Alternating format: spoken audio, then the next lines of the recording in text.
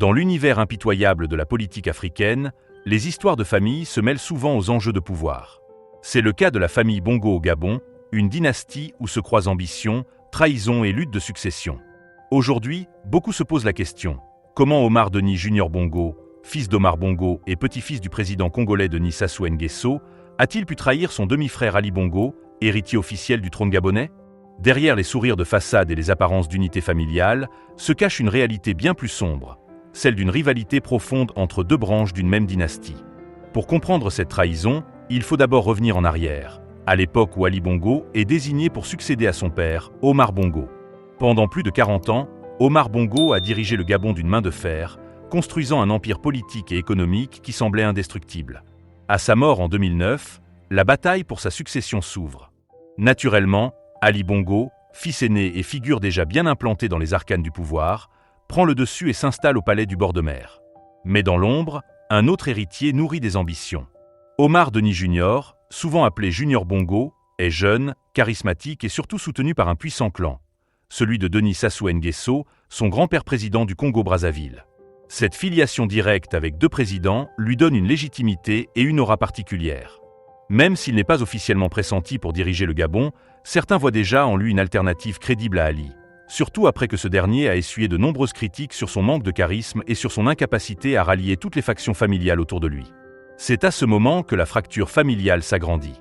Au lieu de soutenir son demi-frère, Junior commence à tisser ses propres réseaux, multipliant les apparitions médiatiques, consolidant ses liens avec Brazzaville et séduisant une partie de la jeunesse gabonaise. Ses proches n'hésitent pas à le présenter comme le futur du pays, celui qui pourrait moderniser la dynastie et lui donner un souffle nouveau. Ali, affaibli par ses problèmes de santé après son accident vasculaire cérébral en 2018, voit dans cette émergence un véritable danger. Le pouvoir au Gabon repose en grande partie sur la capacité du chef à contrôler non seulement les institutions, mais aussi les clans familiaux. Or, Junior s'impose peu à peu comme une figure alternative, ce qui fragilise l'autorité d'Ali. La trahison se matérialise réellement lorsque Junior se rapproche des opposants au régime de son demi-frère. Selon plusieurs sources, il aurait discrètement soutenu certaines figures de l'opposition, cherchant à se présenter comme une alternative de consensus capable de réconcilier le pays avec lui-même. Une démarche qui, dans l'esprit d'Ali Bongo et de ses partisans, équivaut à un coup de poignard dans le dos. Comment un frère de sang pouvait-il s'allier, même indirectement, avec ceux qui cherchaient à renverser le régime Bongo? Pour beaucoup, la réponse est simple: l'ambition.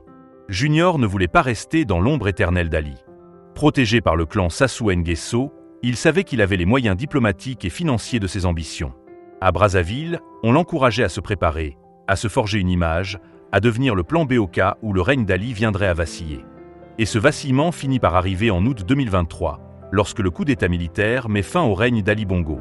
À cet instant, les regards se tournent immédiatement vers Junior. Certains espéraient qu'il prendrait position en faveur de son frère, qu'il afficherait un soutien de façade au nom de l'unité familiale. Mais au lieu de cela, Junior adopte une posture ambiguë. Ni condamnation claire des putschistes, ni défense affichée d'Ali. Ce silence, pour beaucoup, est la preuve ultime de sa trahison. Car dans les moments décisifs, l'absence de soutien est parfois plus douloureuse que les attaques directes. Les Gabonais, eux, observent cette rivalité avec un mélange de fascination et de méfiance. Certains voient en Junior le symbole d'une nouvelle génération, celui qui pourrait redorer l'image ternie du clan Bongo. D'autres y voient simplement un autre visage d'une dynastie qui refuse de céder le pouvoir au peuple. Mais une chose est certaine, en tournant le dos à son demi-frère au moment le plus critique, Junior a définitivement marqué son destin. L'histoire retiendra non seulement l'ascension et la chute d'Ali Bongo, mais aussi la manière dont son propre sang a choisi de ne pas l'accompagner jusqu'au bout. Derrière cette trahison se cache une vérité universelle. Dans la politique africaine, les liens du sang comptent moins que les intérêts personnels et les ambitions de pouvoir. Ali et Junior ne sont pas les premiers frères à se déchirer pour un héritage politique, et ils ne seront sans doute pas les derniers. Mais leur histoire résonne comme un avertissement. Les dynasties politiques, aussi solides qu'elles paraissent, finissent toujours par se fissurer de l'intérieur.